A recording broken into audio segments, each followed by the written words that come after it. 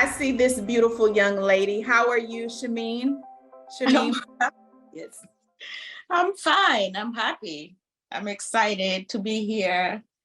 And I'm excited that I made that decision to join that team. Absolutely. What made you say yes? So I'm going to ask you a different question. What made you say yes to come in today just to share with this group of prospects for our upcoming cohort? What made me to say yes to come in today? I need in me, inside of me, I thought to myself, like somebody out there needs to hear me say something. Because if, as you said initially in the beginning, if somebody hears it from you, they will say, Nicole has been here for a while, so she can do it. But if they hear it from me, who has joined the business in less than a year and I've made it, it gives another person out there hope to know that they have made the right decision to be here. So let me just say this. You look rich. I know money when I see it. So let's talk about, talk about. Yes, there's money. Yes. Okay. Okay. Well, let's talk about it. I know you were a couple cohorts back. I think you were 2 or 3 cohorts ago. Is it just under a year that you were a part of our program? Yes. Okay. So before coming into the program, can you give us a little bit of insight about what you were doing and then what inspired you to want to launch a healthcare staffing firm specifically? I'm a registered nurse. Mm-hmm. So I was working as a nurse and I used to overwork, and I said, no, there must be something out there that I can do.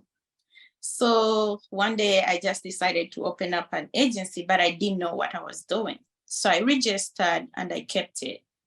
I took a leap of faith. I put myself out there. I put stickers on my car. I made t-shirts, but I didn't know what I was doing, honestly. I had no contract, I had nothing. I didn't know anything about staffing, but I just took a leap of faith and I did whatever I did for advertisement. So, and then I said to myself, okay, now everybody knows that I've started this agency because I've made myself out there. What am I gonna do to do better in this business? Because in my DNA, failing is a no-no.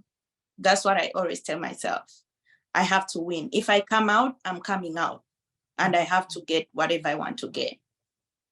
So, and then I met another coach.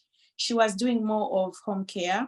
I told her, no, I'm looking for staffing. She said, no, you guys can't do staffing, whatever. I'm like, what do you mean? She's like, it's so hard. You need this. I don't want even to discuss about it. So and then I was like, no, I need to do staffing. So you popped up on Facebook. I wasn't on Facebook myself.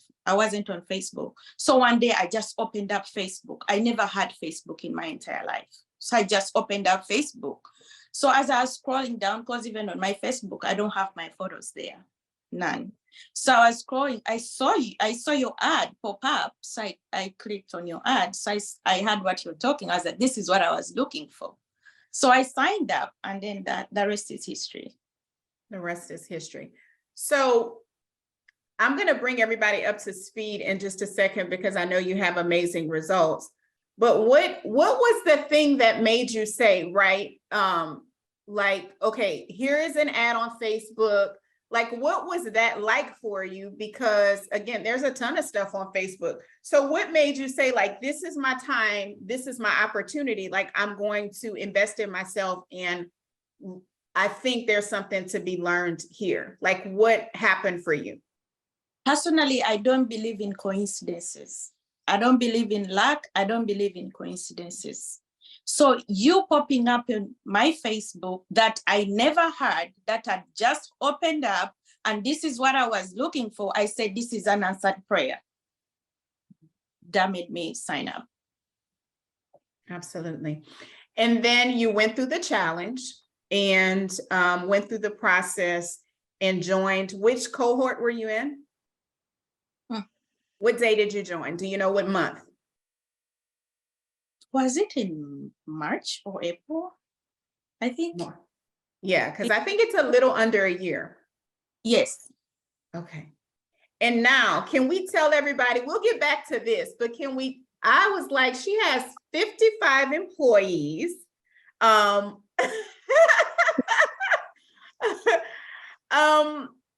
and so let's just talk about whatever you're comfortable sharing, like where you are now, right? In less than a year. Well, let's first talk about money, because we are here for money. Okay. By now, I'm comfortable. I'm not complaining. So this whole program changed my life. Mm-hmm. So I look at, I'll just give a simple example. I'll look at a price of something and I'll be like, no, I can't afford that. So, but I already knew. It's a whole vibe. Yes. I'm very, very grateful that you guys came up with this program, because you've changed a lot of people's lives. Personally, I don't look at it as only to myself, but to also those people that I'm giving the opportunity to work under me.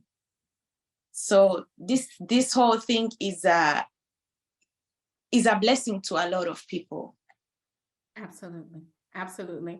And how has your life changed? You said before that you were working a lot and things like that. So how has your life changed since now having a staffing firm, managing 55 employees? Like, what does life look like for you?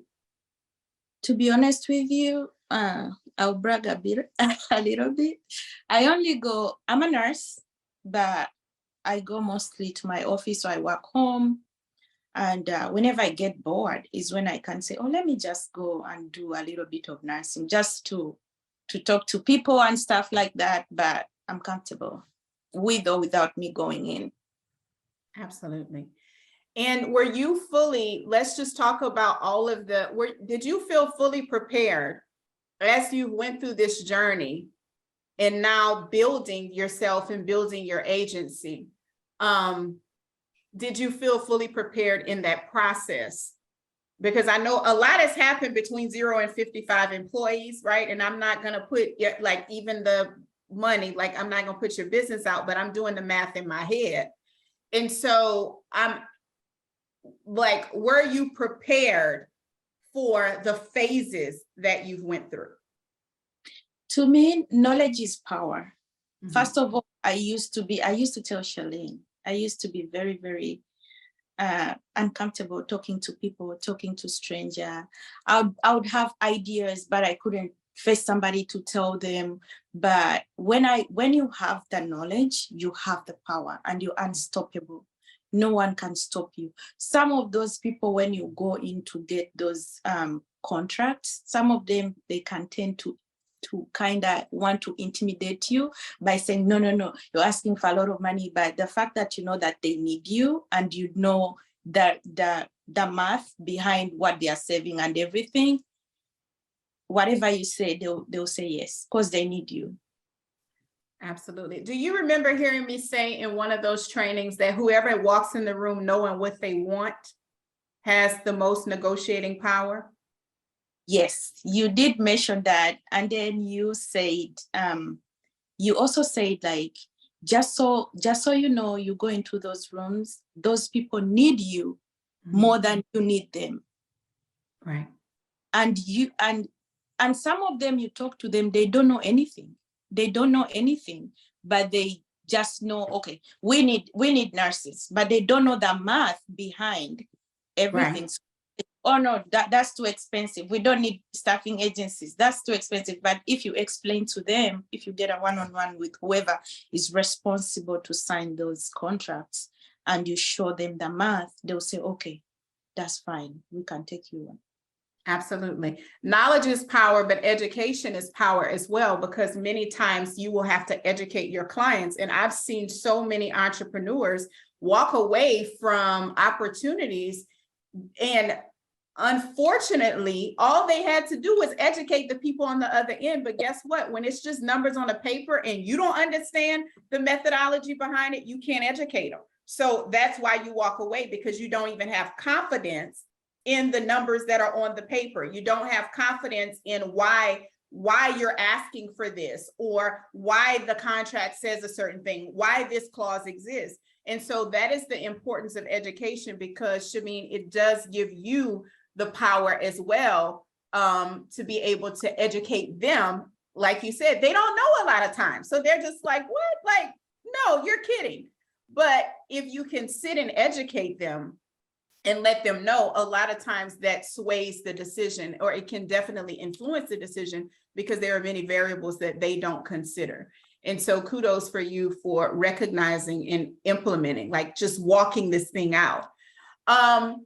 What is the thing that you would say to those that are listening today? Everyone here is interested in launching a healthcare staffing firm. I think this upcoming cohort, not sure how many seats we have, but today we will be talking about the opportunity. So as someone who's now been through the program, been through a challenge, got approved and came through the program, and invested in yourself, not only your resources, but the time to implement as well. And now you have fruit from that, right? So what would you say to those that are listening now, as we approach that conversation? What advice would you give them? What support, what encouragement? To me is persistence is key, because there's a lot of challenges out there. For me to get my first years, I walked into 53 facilities and I never gave up until when I got that first contract.